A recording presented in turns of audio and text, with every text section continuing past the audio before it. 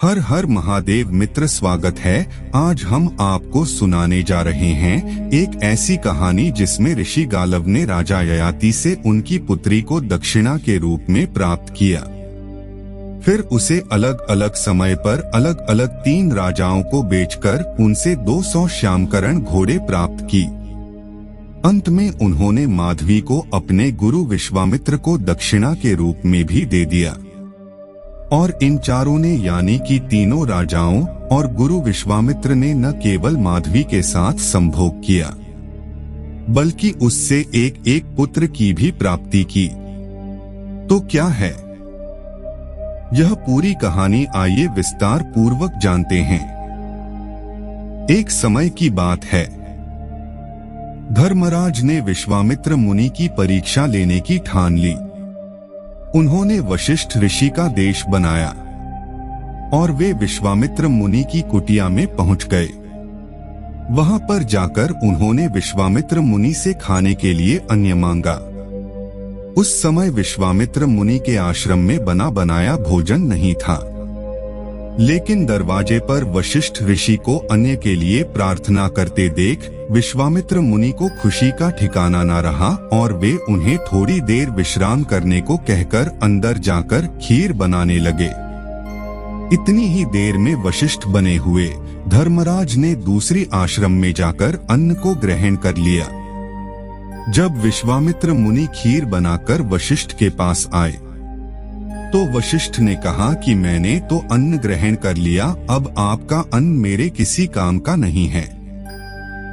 आप अपना अन्न स्वयं ही रख लीजिए। यह सुनकर विश्वामित्र निराश रह गए, क्योंकि उनके दरवाजे पर आया हुआ एक याचक बिना उनसे अन्नदान लिए होकर जा रहा था। ऐसे में विश्वामित्र मुनि उस अन्न को अपने सर पर लिए वहीं छड़ हो गए और उन्होंने मन ही मन प्रतिज्ञा किया कि जब तक ये अतिथि मेरा अन्न ग्रहण नहीं करेगा, मैं यहाँ से नहीं हटूंगा। इस तरह विश्वामित्र मुनि को सर पर अन्न रखकर खड़े हुए बहुत समय बीत गया। उनके आसपास घास फूस इकट्ठे होने लगे। उनके शरीर पर चींटियां बाबरी बनानी प्रारंभ कर दी। ऐसे में एक ऋषि गालव ने उनकी बहुत ही सेवा सुष्मिता की।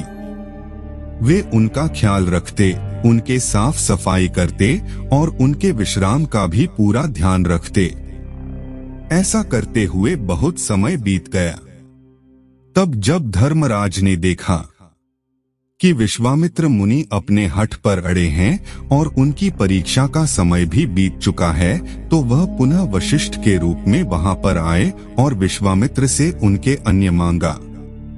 विश्वामित्र मुनि की तपस्या का ही प्रभाव था कि उनके सर पर रखा हुआ वह अन्न इतने समय के बाद भी तुरंत पकाए हुए अन्न की भांति ताजा था। धर्मराज ने उस अन्न को ग्रहण किया और विश्वामित्र मुनि अपनी हट से बाहर निकले। इसके बाद विश्वामित्र मुनि ने गालव की बहुत ही प्रशंसा की और कहा कि तुमने मेरा बहुत ख्याल रखा। अब मैं अपना ख्याल खुद ही रख लूंगा, तुम यहाँ से जा सकते हो। जब विश्वामित्र मुनि ने गालव से कहा कि तुम यहाँ से जा सकते हो, तो गालव ने विश्वामित्र मुनि से गुरु दक्षिणा मांगने के लिए कहा। उन्होंने कहा कि जब तक आप मुझसे गुरु दक्षिणा नहीं मांगते हैं, तब तक मेरी सेवा सफल नहीं हो पाएगी। इस पर विश्वामित्र ने कहा कि मैं तुमसे प्रसन्न हूँ, मैं तुम्हारी भक्ति को ही अपनी गुरु दक्षिणा समझता हूँ। मुझे तुमसे कुछ नहीं चाहिए। लेकिन गालव जिद पर अड़ गए और हठ कभी भी भला नहीं करता है। गालव ऋषि के हठ के कारण विश्वामित्र मुनि को क्रोध आ गया और उन्होंने कहा कि हे गालव, यदि तुम मुझे कुछ देना ही चाहते हो तो मुझे 800 श्यामकरण घोड़े लाकर दो, यानी कि ऐसे घोड़े जिनका पूरा शरीर चंद्रमा के समान उजला हो। लेकिन उनके कान खड़े हो गए हो। गालव ऋषि के पास धन तो था नहीं। उन्होंने सोचा था कि विश्वामित्र मुनि थोड़े से धन की मांग करेंगे और वे किसी राजा से मांगकर उस धन की पूर्ति कर देंगे। लेकिन विश्वामित्र मुनि ने उनसे ऐसी गुरु दक्षिणा मांग ली थी जो गालव के लिए देने लगभग असंभव थी। इसीलिए गालव चिंता में पड़ गए और उन्होंने भगवान विष्णु की पूजा अर्चना की। भगवान विष्णु उनकी पूजा अर्चना से प्रसन्न होकर उनके पास अपने वाहन गरुड़ देव को भेजा। गरुड़ देव ने गालव ऋषि के पास आकर उनसे उनके मन के संताप का कारण पूछा। तब गालव ऋषि ने प्रारंभ से लेकर अंत तक अपनी सारी कथा गरुड़ देवता को बता दी। गालव ऋषि के दुख को सुनकर गरुड़ देवता ने कहा कि मैं तुम्हें चारों दिशाओं का संपूर्ण रहस्य बताता हूँ। उसके बाद तुम मुझे जहाँ कहोगे मैं तुम्हें वहाँ पहुँचा दूंगा और तुम अपने मनोवांछित फल की प्राप्ति कर लेना। इसके बाद गरुड़ देवता ने पूर्व, पश्चिम, उत्तर और दक्षिण के संपूर्ण रहस्य गालव ऋषि को बताए।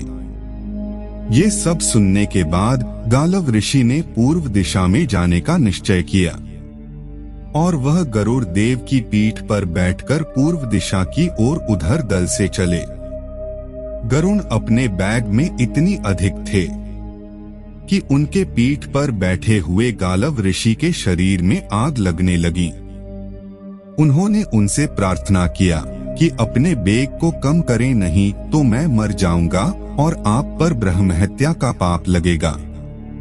इतना सुनकर गरुड़ देव वही एक पास के पर्वत पर विश्राम करने के लिए उतर गए। उस पर्वत का नाम वृषभ पर्वत था। वृषभ पर्वत पर एक शांदेलनी नामक ब्राह्मणी रहा करती थी। जब वहां पर उसने 2 अतिथियों को देखा तो उन्होंने उन दोनों का बड़ा ही स्वागत और सत्कार किया। थोड़ी देर के बाद उन दोनों को नींद लग गई और 2 ही घड़ी के पश्चात जब उनकी नींद खुली तो गरुड़ देवता के पंख ही नहीं थे, फिर पंखी हो गए थे। तब गालव ऋषि ने उनसे पूछा कि यह क्या हुआ।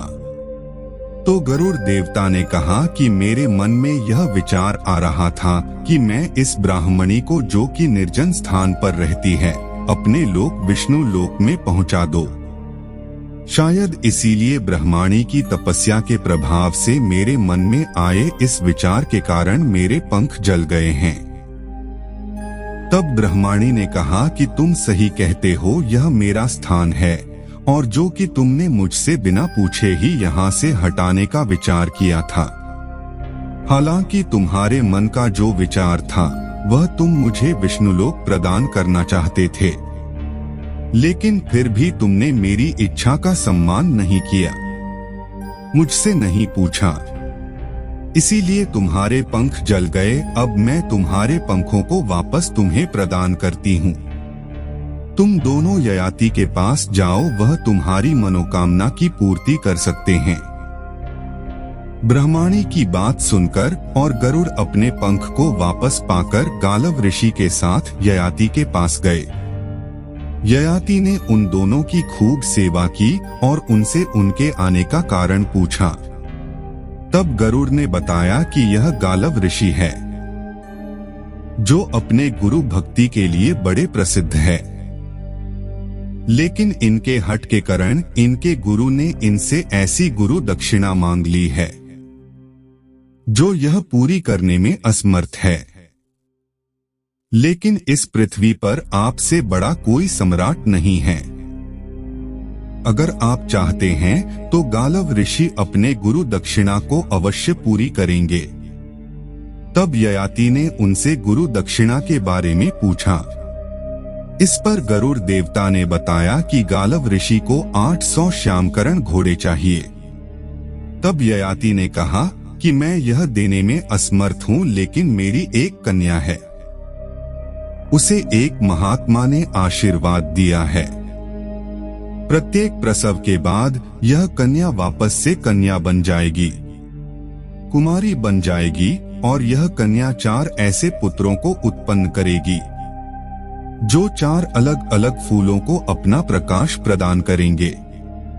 गालव ऋषि को अपनी ये कन्या, जिसका नाम माधवी है, प्रदान करता हूँ और गालव ऋषि उसे ले जाकर किसी भी ऐसे राजा को दान में दे दें जिसके पास 800 श्यामकरण घोड़े हो, तो यह अपने गुरु दक्षिणा को पूरी कर सकते हैं। गालव ऋषि को भी यह बात पसंद आ गई और उन्होंने ययाति से उनकी पुत्री माधवी को ले लिया। माधवी को अपने साथ लेकर गालव ऋषि अयोध्या के राजा हर्यश्व के पास गए और वहां पर जाकर उन्होंने उनसे कहा कि हे राजन, तुम इस स्त्री को अपने पास रखो और मुझे इसके बदले में 800 श्यामकरण घोड़े दे दूं। मैं अपने गुरु के गुरु दक्षिणा को पूरी करना चाहता हूं। इस बार हरि अश्विन ने कहा कि यह लड़की बहुत ही सुंदर है, इसमें वह सभी गुण हैं जो एक कन्या में होने चाहिए। हे ब्राह्मण, इस कन्या 6 अंक जो ऊंचे होने चाहिए ऊंचे हैं, 5 अंक जो सूक्ष्म होने चाहिए सूक्ष्म है, 3 अंक जो गंभीर होने चाहिए गंभीर है तथा इसके 5 अंग रक्त वर्ण के हैं, 2 नितंब 2 जाग है, ललाट और नासिका यह 6 अंग ऊंचे हैं। उंगलियों के पर्व के सोमनाथ और त्वचा यह 5 अंग सूक्ष्म है। स्वर अंतरण तथा नाभि यहाँ 3 गंभीर कहे जा सकते हैं तथा हथेली पैरों के तलवे दक्षिण नेत्र प्रांत एवं वाम नेत्र प्रांत तथा नख 5 अंग रक्त वर्ण के हैं। मैं इस कन्या को अवश्य ही प्राप्त करना चाहूंगा, लेकिन हे ब्राह्मण, मेरे साथ समस्या यह है कि मेरे पास केवल 200 श्यामकरण घोड़े हैं। मैं 800 घोड़े आपको नहीं प्रदान कर सकता हूँ। गालव ऋषि यह सुनकर चिंतित हो गए। तब माधवी ने कहा कि आपको मेरे पिता ने मुझको दान दिया है, इसलिए मेरा कर्तव्य है कि मैं आपके गुरु दक्षिणा के शर्त को पूरी कर सकूं। हे ऋषि, आप मुझे इस राजा को देखकर 200 श्यामकरण घोड़े प्राप्त कर लीजिए। जब मैं इस राजा के साथ रहते हुए एक पुत्र को उत्पन्न कर लूंगी तो वापस महर्षि के आशीर्वाद से मैं कन्या हो जाऊंगी। फिर आप राजा से मुझे ले लेना और किसी दूसरे राजा को सौंप देना जिसके पास बाकी बचे हुए श्यामकरण घोड़े हो। गालव ऋषि ने राजा हरि अश्व को यह शर्त बताई। राजा हरि अश्व को यह शर्त मंजूर हो गई और उन्होंने माधवी को 200 घोड़े के बदले में स्वीकार कर लिया और इस प्रकार बहुत काल तक उसके साथ रमण करते हुए उन्होंने माधवी से एक पुत्र को उत्पन्न किया जिसका नाम वासुमना था। पुत्र के उत्पन्न होते ही माधवी पुन कन्या बन गई और गालव ऋषि उसे लेकर काशी के राजा देवोदास के पास गए। देवदास ने भी ऐसी ही बातें कही और उसने भी पास 200 श्यामकरण घोड़े के बदले माधवी को अपने पास रखा, उसके साथ संभोग किया और उसे रत्न नामक पुत्र उत्पन्न किया।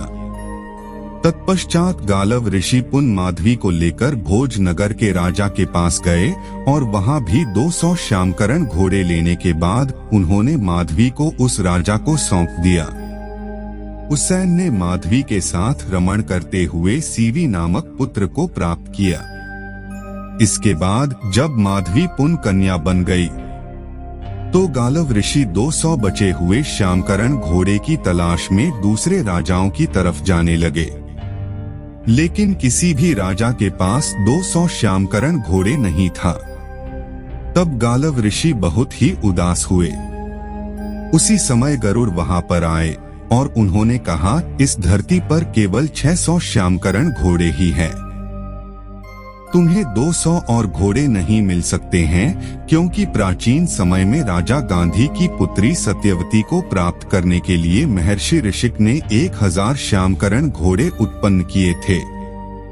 बाद में उन घोड़ों का स्वामित्व राजा पुंडरी के हाथ में पहुंच राजा पुंडरीक ने एक यज्ञ किया और उन 1000 घोड़े को ब्राह्मणों को दान में दे दिया। उन ब्राह्मणों से 600 घोड़े तो यह 3 राजाओं ने खरीदिए। बाकी के 400 घोड़े वित्स्तर नदी को पार करते हुए उसकी तेज धार में बह गए। वित्स्तर को आज झेलम नदी के रूप में जाना जाता है। इसके बाद गरुड़ ने बताया कि अगर तुम अपने गुरु दक्षिणा से पूर्ण होना चाहते हो तो तुम इस माधवी को लेकर के अपने गुरु विश्वामित्र के पास जाओ। अगर उन्होंने इसे स्वीकार कर लिया तो इसके बदले 200 घोड़े तुम्हारे माफ हो जाएंगे। गालव ऋषि ने देवता की बात का समर्थन करते हुए माधवी को लेकर ऋषि विश्वामित्र के पास जा पहुंचे। विश्वामित्र ने जब गालव ऋषि की पूरी बात सुनी तो उन्होंने कहा कि तुम्हें पहले ही मेरे पास आना चाहिए था। मैं इसके बदले तुम्हारे 800 घोड़े के गुरु दक्षिणा को माफ कर देता और मैं स्वयं ही 4 पुत्र उत्पन्न करता। लेकिन चलो मैं तुम्हारी गुरु दक्षिणा को माफ करता हूँ। तुम 600 घोड़े मेरे आश्रम में बांध दो और इस लड़की को तब तक के लिए मेरे पास छोड़ दो जब तक मैं इसे एक पुत्र नहीं उत्पन्न कर लेता हूँ। और इसके बाद महर्षि विश्वामित्र ने माधवी के साथ रमण किया और उससे अष्टक नामक एक पुत्र प्राप्त किया। जब विश्वामित्र मुनि को पुत्र रत्न की प्राप्ति हो गई तो माधवी महर्षि के आशीर्वाद से पुनः कन्या बन गई। तब गालव ऋषि ने माधवी को लेकर वापस उसके पिता ययाति को दे दिया। तत्पश्चात ययाति ने अपनी पुत्री चौकी कन्या बन चुकी थी उस माधवी के विवाह के लिए स्वयंवर का आयोजन किया। लेकिन माधवी ने अपने इसी जीवन काल में अलग अलग राजाओं के साथ रहते हुए और यहाँ तक कि मुनि विश्वामित्र के साथ रहते हुए भी पुरुषों की नीति को और उनके चरित्र को देख लिया था। वह नहीं चाहती थी कि उसका विवाह हो और इसीलिए स्वयंवर में उसने तप को अपना पति चुन लिया और घने जंगल में जाकर तपस्या करते हुए एक तपस्विनी की भांति अपना जीवन बिताने लगे। तो यह थी महाभारत के उद्योग पर्व से ऋषि गालव और ययाति की पुत्री माधवी की कहानी कैसी लगी तो लाइक जरूर करें और नए मेहमान बन के आए हैं तो चैनल को सब्सक्राइब जरूर करें।